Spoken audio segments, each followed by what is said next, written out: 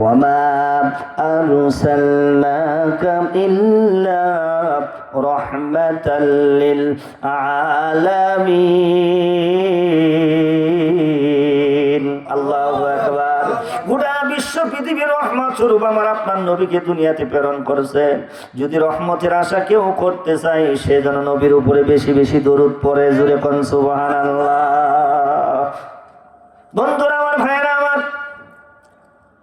এজন্য দুনিয়ার জমিনে নবীকে ভালোবাসতে হবে, নবীকে মহব্বত করতে হবে, তার সুন্নতের আমল করতে হবে। নবীজির সুন্নতের আমল যেই মানুষটা করবে বুঝবেন এই মানুষটা নবীকে ভালোবাসে। আর যদি নবীর সুন্নতের দ্বার ধারে না, জবান দিয়া বলে নবীরে ভালোবাসি, দেখবেন এর ভালোবাসা কোনোদিন সঠিক না, ভালোবাসার প্রমাণই নাই। কিভাবে বুঝবেন? আল্লাহ রাসূল বলছেন এই কথা, আমি বলি না। কি বলছেন? মান আহাব্বা সুন্নতি ফাকাদ আহাব্বানি ওয়া মান আহাব্বানি কানা মাই ফিল জান্নাহ। আমার নবী ডাক দিয়ে বলতেছেন, আমার সুন্নতকে যে ব্যক্তি মহব্বত করলো সে যেন আমি নবীকে মহব্বত করলো, আর যে ব্যক্তি আমাকে মহব্বত করলো ওই উম্মত আমার সাথেই জান্নাতে থাকবে। জোরে কোন সুবহানাল্লাহ।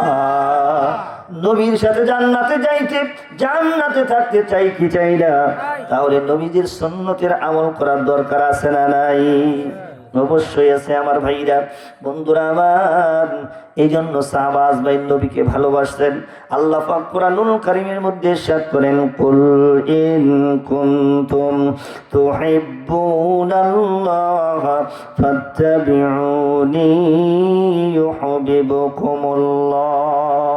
হে নবী, আপনি বলে দিন আমার বান্দাদেরকে, যদি আমি আল্লাহকে কেউ ভালোবাসতে চাই, আমি আল্লাহর ভালোবাসা পেতে চাই, তারা যেন আপনি নবীর ইত্তেবা করে, অনুসরণ করে। জোরে কোন সুবহানাল্লাহ। আমার কিছু ভালো লাগে না, মন হইয়াছে দেওয়ানা, মনে লয় উড়িয়া যাইতাম সোনার মদিনা। আমার কিছু ভালো লাগে না, মন হইয়াছে দেওয়ানা, মনে লয় উড়িয়া যাইতাম সোনার মদিনা। মদিনায় যাইতে মন চাই কি চাই না? আমার ভাইরা রে, কত মানুষ হজ করার জন্য গেল, আমার নবীজির রওজার পাশে যে সালাম জানালো। আমারও তো মনে চাই, বাংলাদেশে থাকি, টাঙ্গাইল জেলার এই কাটাল উপজেলার মধ্যে আমি থাকি, আমারও মন চাই, যাইতে পারি না। যাইতে মন চাই কি চাই না? নবীজির রওজার পাশে যায় যে মানুষটা একবার সালাম দিবে, আমার নবীজির রওজায় শুয়ে শুয়ে আপনার সালামের জবাব দিয়া দিবে। জোরে কোন সুবহানাল্লাহ। মান যারা কবরি ওয়াজাবাত লাহু শাফাআতি। আমার নবীজি বলেন, যে উম্মত আমি রওজার পাশে এসে আমাকে সালাম দিল, কিয়ামতের ময়দানে তার জন্য সুপারিশ করে জান্নাতে পৌঁছানো আমি নবীর উপরে ওয়াজিব হয়ে গেল। জোরে কোন সুবহানাল্লাহ। সবাই যাইলো বিজির বাড়ি, আমার যাওয়া হইল না। হায় হায়, সবাই যাইলো বিজির বাড়ি, আমার যাওয়া হইল। মন চাই কি চাই না? কত মানুষ নবীজির রওজায় গেল, আমি তো যাইতে পারলাম না। আল্লাহর কাছে বলতে হবে, আল্লাহ জীবনে একবার হলেও সোনার মক্কা মদিনা দেখায়া কবরে নিয়ে। জোরে কোন আমিন। বন্ধুরা আমার, ভাইয়েরা আমার, এইভাবে সাহাবা আজমাইন নবীর জন্য পাগল ছিল। আল্লাহ ডাক দিয়া কয়, আপনার জন্য যে পাগল হবে সে আমি আল্লাহ তাকে ভালোবাসবো। জোরে কোন সুবহানাল্লাহ। ওই যে তাকায়া দেখেন, সিদ্দিকে আকবর রাদিয়াল্লাহু তাআলা আনহু, আবু বকর সিদ্দিক সুনহা গ্রামে ছিল, ওখান থেকে দৌড়াইয়া রাতের বেলায় নবীজি যে কামরায় থাকতেন দরজার মধ্যে যাইয়া টোকা দিলেন। ঘরের ভিতর থেকে আম্মা জানা এসে ডাক দেয়া বলে, কে গো, এত রাত্রিতে আপনি কি আসছেন? ডাক দেয়া বলে, আমি তোমার পিতা মা আবু বকর। মা, দরজাটা খোলো, আমি তোমার আব্বু আসছি। কেন আসছেন এত রাত্রিতে গো? কি জন্য আপনি আসছেন?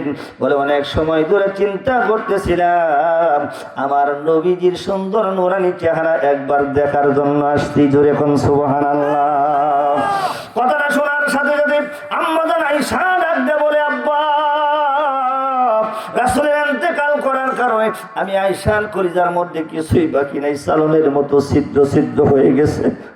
কেবলমাত্র আজকে একটা শব্দ আমার কানের মধ্যে আসলো, আমার নবীজির কণ্ঠের একটা শব্দ শুনলাম, ডাক দিয়ে বললো, আয়েশার কান্দিস না, ঘরের ভিতরে যা একটু আরাম কর, কানতে কানতে তো শেষ হয়ে গেলি। আজকে কেবলমাত্র বিছানার সাথে পিঠটা লাগাইলাম, একটু তন্দ্রার ভাব আসতেছিল, আবার নতুন করে সেই আগুন জ্বালানোর ব্যথাটা নতুন করে ফু দিয়ে জ্বালাই দেওয়ার জন্য আব্বা আপনি আসছেন। বাপ বেরিয়ে কথা হইতেছে, ডাকদা বলে, আব্বা আপনাদের চোখের সামনে নিজ হাত দিয়া আমার নবীজিকে রওজা মুবারকে শোয়াই দিছেন, আবার কেমন করে দেখার জন্য আসছেন। আবু বকর চিৎকার মেরে ডাকদা বলে, মা আমার ভুল হয়ে গেছে, আমার মনেই ছিল না যে রাসূল দুনিয়ার জমিনে নাই। এর নাম হলো ভালোবাসা, এর নাম হলো মোহাব্বত। সব কিছু দিয়েই আমার নবীকে ভালোবাসতে, যখন সুবহানাল্লাহ, তারা বিশ্বাস করছে। আবু হুরায়রা রাদিয়াল্লাহু তাআলা আনহু আমার নবীজির দরবারে ছোটবেলায় যাওয়া আসা করতেন।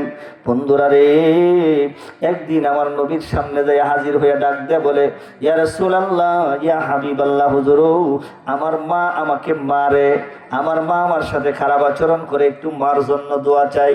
আমার নবী বললেন, তোমার মা তোমাকে মারে, তোমারে বকা দেয়, সেটা বিচার দেওয়ার জন্য আসছো?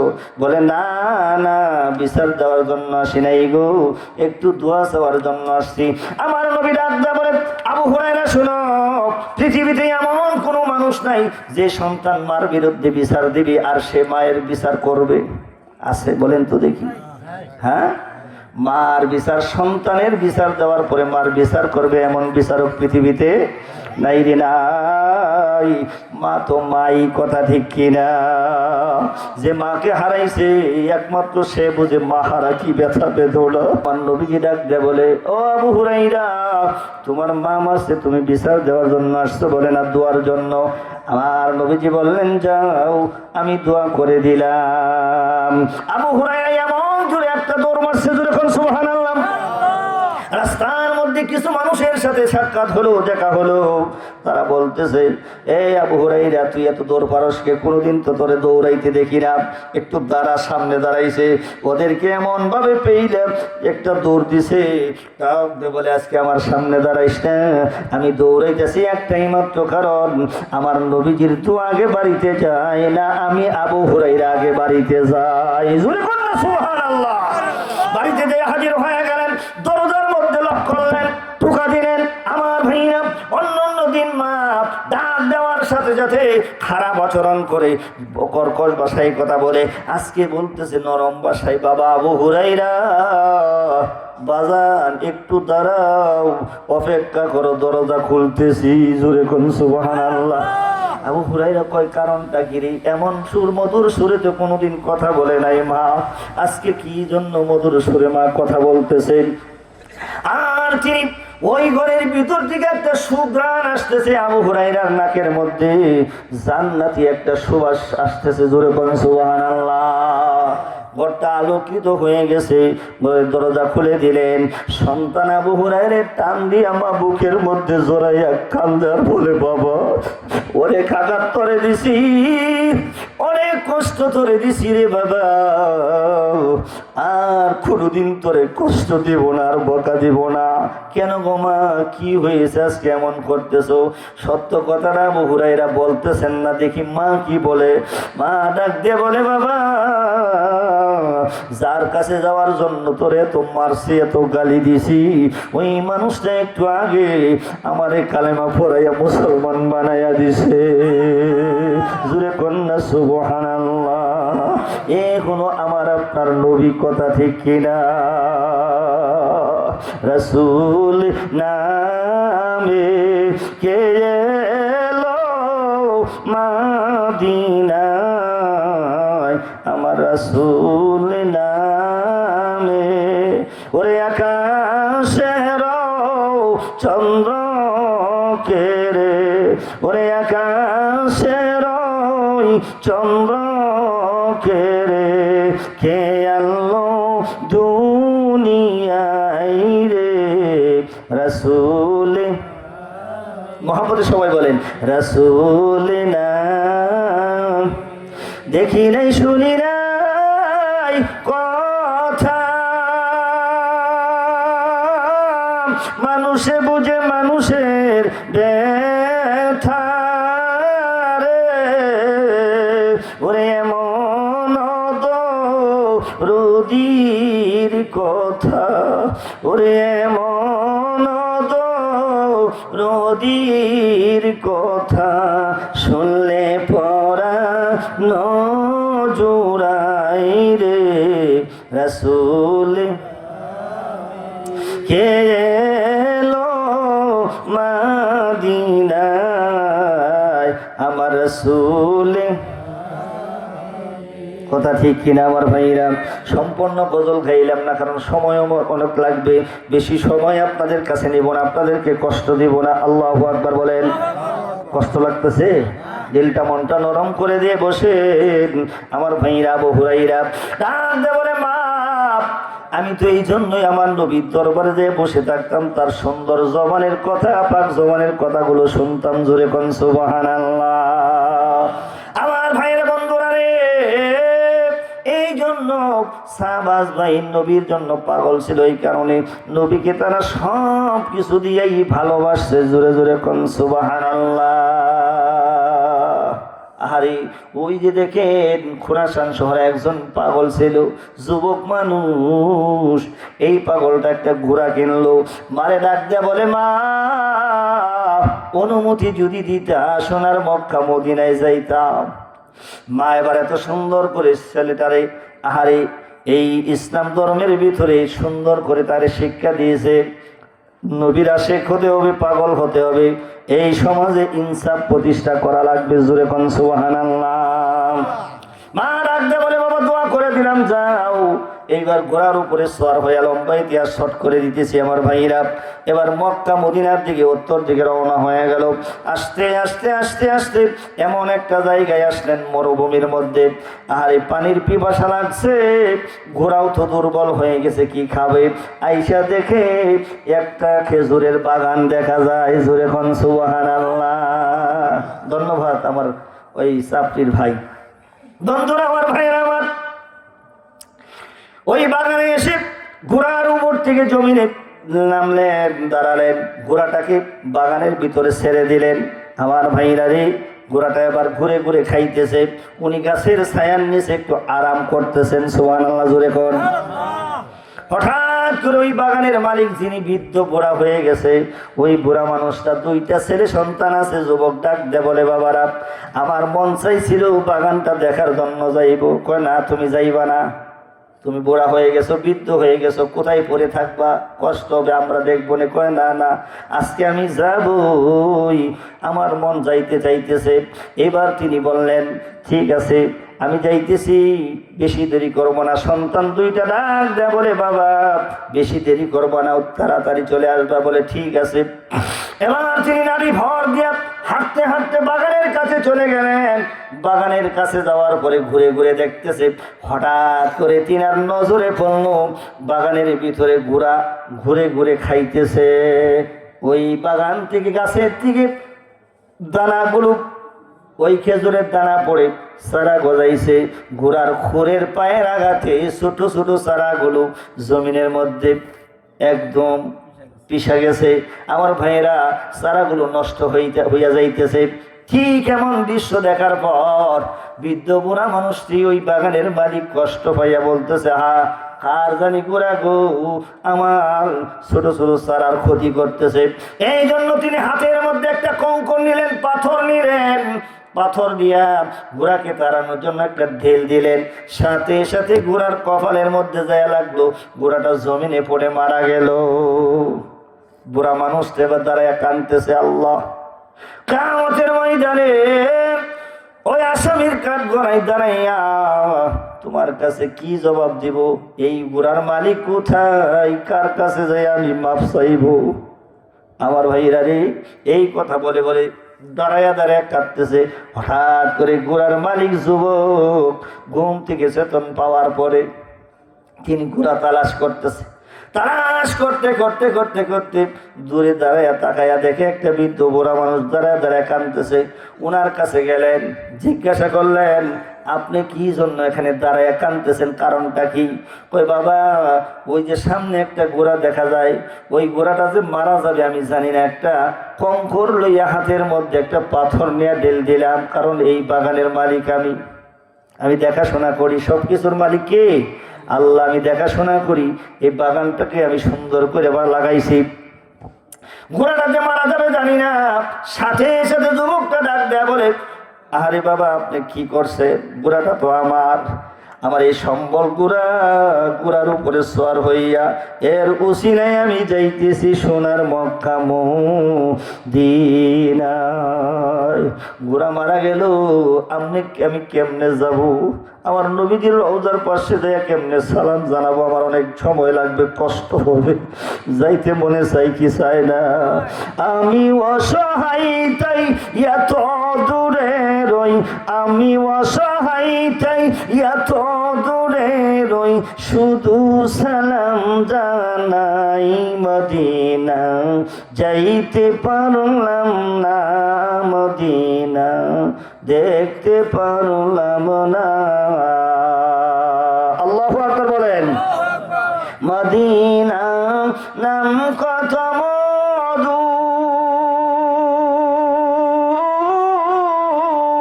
মদিনা আর যে কত দূর, পাখির নাই ডানা থাকলে দেখতাম মদিনা, মদিনা যাইতে পারলাম না মদিনা, দেখতে পারলাম। বলেন, মদিনা যাইতে পারলাম না মদিনা, দেখতে পারলাম। মদিনা নাম কত সুন্দর,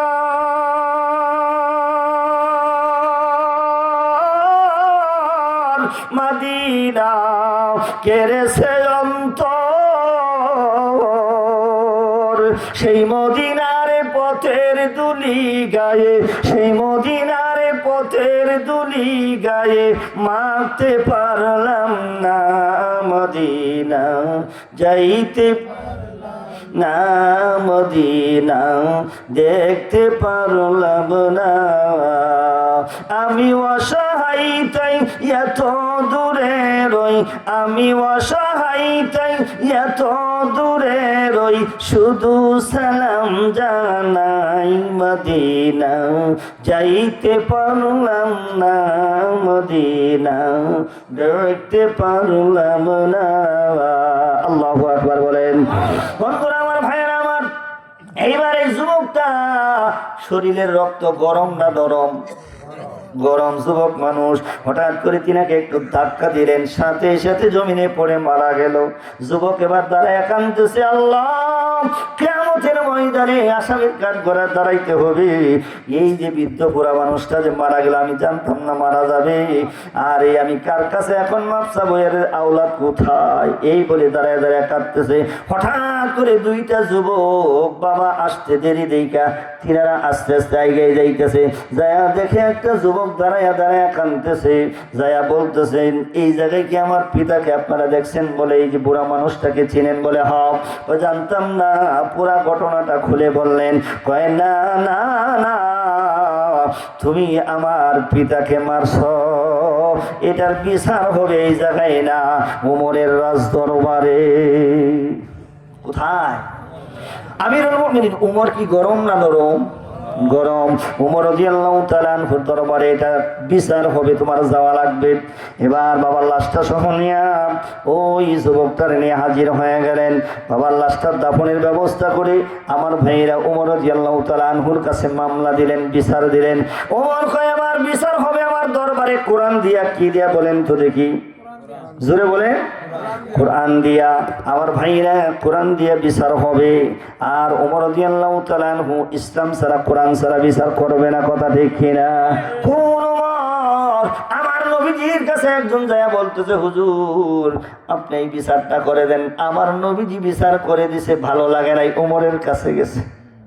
যাই বলে, উমর এই যে একটা বিচার নিয়ে আসছিলাম, হুজুর সাল্লাল্লাহু আলাইহি ওয়াসাল্লামের কাছে গেছিলাম, বিচার করছে, আমার ভালো লাগে নাই, তুমি বিচারটা কইরা দাও, তোমার বিচারটা ভালো হবে। এই কথা শোনার সাথে সাথে আমার নবীর কেমন ভালোবাসছে উমর, ডাক দিয়ে বলেন, নবীর বিচার ভালো লাগে নাই? বলেন না। দাঁড়াও, আমি আসতেছি বিচার করার জন্য। ঘরের ভিতরে যাইয়া তরবারিটা হাতে করে নিয়ে আইয়া বলতেছে, আবার বলো কি বলতে চাইছিলা? মোহাম্মদ বিচার করছে, ভালো লাগে নাই, তুমি বিচারটা করে দাও। কথাটা বলার সাথে সাথে উমর এমন জোরে তরবারি দিয়ে একটা কূপ দিছে, মাথা এক জায়গায়, দেহটা আর এক জায়গায় পড়ে গেছে। জোরে কোন সুবহানাল্লাহ। আমার নবীর বিচার ভালো লাগে নাই, আমার নবীকে তোমার ভালো লাগে নাই, আমার মাসুককে তোমার ভালো লাগে নাই, তুমি আমার কাছে আসছো, এই উমরের বিচারটাই হলো এটা। কথা ঠিক কিনা জোরে কর। বন্ধুরা আমার, ভাইয়েরা আমার, ওমর রাদিয়াল্লাহু তাআলা ঘোড়াক দিয়ে বলতেছেন, এবার বিচার হবে, সকল মানুষকে জানাইয়া দাও। মানুষ বিচার দেখার জন্য এসে হাজির হয়ে গেলেন। ওমর রাদিয়াল্লাহু তাআলা তিনি এই তার মস্তদেব তার চেয়ারের মধ্যে বসা, তার দরবারে তিনি বসা। ওই যে দুইজন বাদী, তারাও তো ওই জায়গায় দাঁড়ানো। শত শত মানুষগুলো তাকায় দেখতেছে, আসামিও দাঁড়ায় আছে।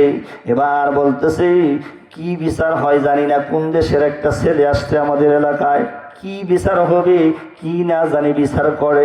বিচার দেখার জন্য এলাকার মধ্যে বিচার সালিশ হইলে মানুষ যায় না, দেখার জন্য যায়। বন্ধুরা আমার, ভাইয়েরা আমার, এবার ডাক দিয়ে বলতেছেন, ওমর রাদিয়াল্লাহু তাআলা বলতেছেন, এখন তো তোমার বিচার হবে। বিচারটা হলো আমার দরবারে এটাই, জানের বদলা জান দিতে হবে, জীবনের বদলা জীবন দিতে হবে। তুমি তাকে হত্যা করছো, এখন তোমারে হত্যা করা হবে। বলো বলো, হত্যার আগে তোমার কোনো আশা আছে কিনা? কারে জিজ্ঞাসা করলেন? ওই আসামি যুবকটারে। ওই যুবকটা ছিল আশেকে রাসূল। জোরে কোন সুবহানাল্লাহ। নবীর আশিক, নবীর পাগল, মার কাছ থেকে দোয়া নিয়ে আসছিল। বন্ধুরা রে, এবার ডাকতে বলতেছেন, যুবক আশিকে রাসূল, আমার একটা আশা আছে। বলে কি?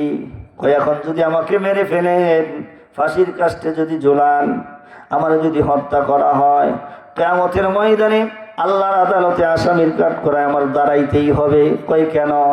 কয় আমি গরিব মানুষ ছিলাম, হিন্দু বৌদ্ধ লোকদের কাছ থেকে কিছু টাকা নিয়ে আমি ব্যবসা করতাম, তারা কিছু টাকা আমার কাছে পায়, আমি এই টাকা দিনটা সুদ করে আমার জনম দুঃখিনী গর্বে ধারিনি মা, যেই মা 10 মাস 10 দিন আমার উদরে রাখছে, আমি আমার মার কাছ থেকে একটু দোয়া নিয়ে আমি সময় মতো হাজিরা দিব, একটু সময় দিবেন আমাকে, একদিন সময় দিবেন কি?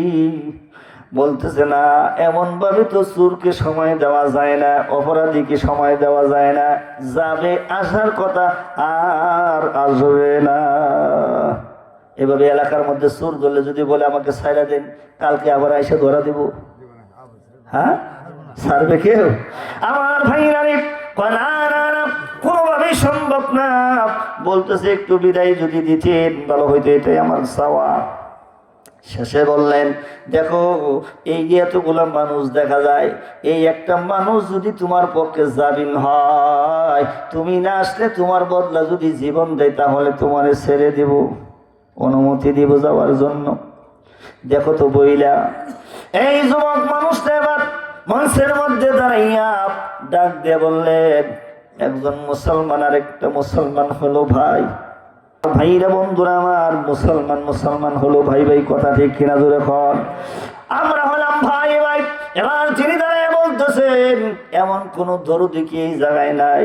আমি যাব আমার মার কাছ থেকে বিদায় নেওয়ার জন্য, মানুষ কিছু টাকা পায় সেটা শোধ করার জন্য, আবার সময় মতো আগামীকাল 10টায় হাজিরা দেব, একটু মেহেরবানি করে কোন ব্যক্তি একটু জামিন হবেন বলেন? কেউ কথা বলেন? আপনাদের মতো নিচের দিকে মাথা, কোনো সারা শব্দ নাই, কোনো কথা নাই। বন্ধুরা আমার, ভাইরা আমার, মাঝখান থেকে একজন যুবক দাঁড়ায় বলতেছে, বাইরে আমি জামিন হইলাম, তুমি যাও, তুমি যদি না আসো আমি হাসি মুখে তোমার জন্য জীবন দিতে প্রস্তুত। জোরে কর না সুবহানাল্লাহ।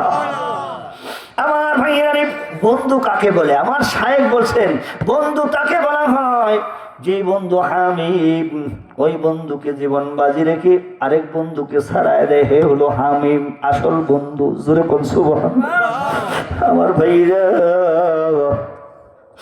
এই লোকটা আস্তে আস্তে ঈশা এই জায়গায় দাঁড়ালেন। সকল মানুষগুলো তাকাই আছে আর মনে মনে আফসোস করতেছে। এলাকার মানুষগুলো, হা কোথাকার একটা যুবক যার জন্য আমাদের এলাকার একটা সন্তান জামিন হইলেন, সে তো আসবেই না, তার জন্য আমাদের এলাকার সন্তানের জীবন দেওয়া লাগবে, এটা মনে মনে ভাবতেছেন। আর যিনি জামিন হইলেন তিনি ডাক দিয়ে বলতেছে, ভাই রে তুমি নিশ্চিন্তায় চলে যাও, তুমি যদি আসো আসবার না আসতে আমি তোমার পক্ষে হাসি মুখে জীবন দিতে প্রস্তুত। জোরে কোন সুবহানাল্লাহ। ঘোষণা দিয়ে দিলেন, যাও আগামীকালকে 10টার সময় আপনারা আসবেন। ওই যুবকটারে বলে দিলেন 10টায় তুমি রেডি থাকবা, কাটাই কাটাই 10টার সময় যদি না আসো তাহলে এই যে তোমার পক্ষে যিনি জামিন হইলেন তাকে কিন্তু শেষ করে দেব। এই কথা বলে তিনাকে বিদায় করে দিলেন। সকল মানুষগুলো চলে গেলেন। তিনি যাওয়ার পরে বাড়িতে হাজির হয়ে গেছে। মা চেহারার দিকে তাকাইয়া বুঝে ফেলছে, মা কিন্তু সন্তানের চেহারা দিকে তাকাইলে বুঝে সন্তান বিপদে পড়ছে কিনা। ডাক দে বলে, বাবা তোমার মুখটা কেন মলিন দেখা যায়? আমার মা মাঝে মধ্যে আমারে বলে, বাবা তোমার কি ক্ষুধা লাগছে, খাও নাই? আমি বলছি মা খাইছি। কয় না না আমি বুঝতেছি। আমি মনে মনে কই মা কেমনে বুঝে আমার ক্ষুধা লাগছে? এগুলো মা, যার মা নাই তার মতো এতিম বাবের জমিনে আর কেউ নাই। আমার ভাইরা রে, আজকে এই সবুজ শিকদার আর সবই শিকদার বাবাকে হারাইছে, কথা ঠিক না? মা বেঁচে আছে, মার হায়াতের মধ্যে যেন আল্লাহ বরকত দেয়। জোরে কোন আমিন। বন্ধুরা আমার, ভাইরা আমার, এবার ডাক দিয়ে বলতেছে, মা তুমি তো জানো না, কিন্তু আমার মুখের দিকে তাকাইয়া দুঃখটা বুঝে ফেলছো। সমস্ত ঘটনাগুলো মার কাছে খুলে বললেন। এবার তিনি ওই টাকা পাওনা টাকাগুলো পরিশোধ করে দিয়া পরের দিন সকাল বেলায় মারে ডাক দিয়ে বলে, মা জীবনের বিদায় দাও, আর কোনোদিন তোমার সাথে দেখা হবে না। দুনিয়ার জমিনে এমন কোন মা আছে যে সন্তানকে চির বিদায় দিতে পারে? চিন্তা অবস্থায় এমন ঘটনা করুন ঘটনা রে ভাই।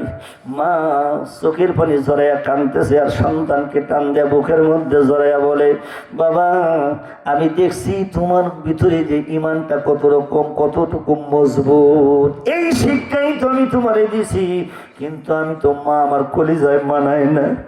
কেমন করে তোমারে বিদায় দিব? তোমার জীবন দেওয়া লাগবে। তবে যাও, আমি মা হয়ে আল্লাহর কুদরতির কাছে আমি সইফা দিলাম, আমি মা দোয়া করে দিলাম, আমার মা ভূত আমার আল্লাহ বাঁচাইলেন, তোমারে বাঁচাইয়া দিতে পারে। জোরে কোন সুবহানাল্লাহ। গোটা বিশ্ব পৃথিবী একদিকে আর মা যদি আপনার দিকে থাকে, আল্লাহ কয় মার দোয়া আমি আল্লাহ দরবারে কবুল হয়ে যায়। জোরে কোন সুবহানাল্লাহ। আমার ভাই হলো মা। মা জানে সন্তানের জ্বালা যন্ত্রণার কেউ জানে না। বন্ধুরা আমার, ভাইরা আমার, মা বিদায় দিতে চায় না। মার কাছ থেকে বিদায় নিয়ে পায়ের মধ্যে সালাম করে চোখের পানি জড়াইয়া মার দোয়া নিয়ে আবার রওনা। আমার ভাইরা পরের দিন 10টার আগেই, আধা ঘন্টা আগেই মানুষ আসা শুরু করলেন। আইসা মানুষ ভর্তি হয়ে গেছে, সবাই তাকাইছে। আবার বাদী 2 জন আইসা হাজির হয়ে গেছে। আহারে আস্তে আস্তে আমিরুল মুমিনিন উমর রাদিয়াল্লাহু তাআলা আনহু তিনিও তার মসনদে চেয়ারের মধ্যে বসে বসে। বন্ধুরা রে, এবার আস্তে আস্তে সেই যুবকটা যিনি জামিন হয়েছেন তিনিও এসে হাজির হয়ে গেছেন। আর মাত্র 5 মিনিট আছে, এই 5 মিনিট সময় আছে, এরপরে ফাঁসির কাস্তে ঝুলতে হবে, জীবন দেওয়া লাগবে। এবার মঞ্চের মধ্যে দাঁড়িয়ে আছে, সকল মানুষগুলো আফসোস করতেছে, হা ওই যুবক বুঝে আসবে না, আমাদের এলাকার এই সন্তানটার জীবন দেওয়া লাগবে, কারণ উমর যা বলছে সেটাই করবে, এটা উল্টাবে না, যা বলছে বলছে সেই অনুযায়ী তিনি কাজ করবেন। ঠিক তাকায়া দেখে আর মাত্র 5 মিনিট আছে, মানুষগুলো আফসোস করতেছে যে আমার ভাইরা আপনারা তো আমার দিকে তাকাইছেন, আমি তো আপনাদের ওই দিকে তাকাই আছি, পেছন দিক থেকে যদি কোনো মানুষ আসে আমি দেখবো, আপনারা তো দেখবেন না। কথা ঠিক কিনা? রাজ দরবারে দাঁড়িয়ে বন্ধুরা রে, এবার তিনি তাকায়া দেখে আর মাত্র কয়েক মিনিট সময় আছে, একটা যুবক দৌড়াইয়া আসতেছে। জোরে কোন সুবহানাল্লাহ। এমন জোরে দৌড়ে আসতেছে, মানুষ দেখতেছে না, মানুষ শুধু আফসোস করতেছে। দৌড়াই এসে এবার মঞ্চের মধ্যে এসে হাজির হয়ে গেলেন। জোরে কোন সুবহানাল্লাহ। তাকায়া দেখে রে, যেই যুবককে বলে দিলেন যে আগামী 10টার সময় আসবা, আসল আসামি আইসা হাজির। সুবহানাল্লাহ জোরে কোন। হয়ে আইসা হাজির হয়ে গেছে। আমার ভাইরা, মানুষগুলো আশ্চর্য হয়ে গেলেন, এই যুবক তো আসার কথা না, কেমনে আসলো রে? বন্ধুরা, যুবক এবার দাঁড়াইয়া, এই যিনি জামিন হয়েছিলেন তার নাম আবু যর গিফারি। ওই যুবকটারে ডাক দিয়া, টান দিয়া বুকের মধ্যে নিয়ে ভাই ডাক দিয়ে বলতেছেন, ভাই রে, এতগুলা মানুষের ভিতরে কেউ আমার জামিন হইল না, কেউ আমার কথা বিশ্বাস করলো না। তুমি আমার কথা বিশ্বাস করলা, তুমি আমার কথা বিশ্বাস করলা, তুমি আমার জন্য জামিন হইয়া গেলা। বাইরে তুমি আমারে মাফ কইরা দিও। এই যে ভালোবাসা, দুইজনে জড়াইয়া কান্নাকাটি শুরু করে দিল। এদের কান্নায় ওই মজলিসে যত মানুষ ছিল সকলের চোখের মধ্যে পানি এসে গেছে। হাই হাই, এই যুবকটা তো সত্যি আশিকে রাসূল। কেমন করে তিনি কথাটা রাখলেন? দুইজনের দাঁড়ায় দাঁড়ায় কাঁদতেছে। হযরত ওমর রাদিয়াল্লাহু তাআলা আনহু, তিনার চোখের মধ্যে পানি এসে গেছে। এই দৃশ্য দেখার সাথে সাথে বাদী দুই ভাই দৌড়ে যাইয়া ওমরকে ডাক দে, বলে আমিরুল মুমিনিন ওমর, আমরা দুই ভাই যে মামলা দিয়েছিলাম, যে বিচার আপনার কাছে দিয়েছিলাম, এই বিচার, এই মামলা আমরা দুই ভাই উঠাইয়া নিলাম।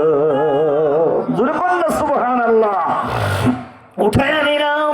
ওই যুবকটার এবার টান দিলেন, দুই ভাই টান দিয়ে বুকের মধ্যে জড়াইয়া চোখের পানি ছাড়িয়া কান্না শুরু করে দিলেন। শত শত মানুষের সামনে ডাক দিয়ে বলতেছেন, ভাইরা শোনেন, ওমর রাদিয়াল্লাহু তাআলা আনহু আপনিও শোনেন, এতদিন ছিলাম দুই ভাই, আজকের থেকে আমরা হইলাম 3 ভাই। জোরে কোন সুবহানাল্লাহ। আজকের থেকে আমরা 3 ভাই হয়ে গেলাম। আমাদের বাবা যে সম্পত্তি রেখে গেছে সমান সমান করে আমরা 3 ভাই ভাগ করে নেব, কাউকে কম বেশি দিব না। জোরে কোন সুবহানাল্লাহ। এই যে ইনসাফ প্রতিষ্ঠা করে গেছেন তারা, কথা ঠিক কিনা? আমাদের ইনসাফ প্রতিষ্ঠা করার দরকার আছে না নাই? জোরে বলেন না। কেউ কাউকে ঠকায়েন না। আপনি যাকে ঠকাবেন দেখবেন কবর, হাসর, মিজান, পুলসিরাতে পরে পরে আপনি নিজেই ঠইকা বৈশা থাকবেন। কথা ঠিক কিনা? এজন্য দুনিয়ার টাকা পয়সা, অর্থ সম্পদ এগুলা কিছুই কিছুই না। দেখতে দেখতে সোনালি দিন চলে গেল, সাদা হয়ে গেল দাড়িগুলো, শরীরের চামড়া ঢিলে গেল, মরণ বেশি দূরে নাই। ঠিক কিনা? ওই দিন আসার আগেই বেশি বেশি আল্লাহর পবিত্র নামের জিকির করবেন, আল্লাহকে স্মরণ করবেন। ইয়া আইয়ুহাল্লাযীনা আমানু যকুরুল্লাহ যিকরান কাসীরা।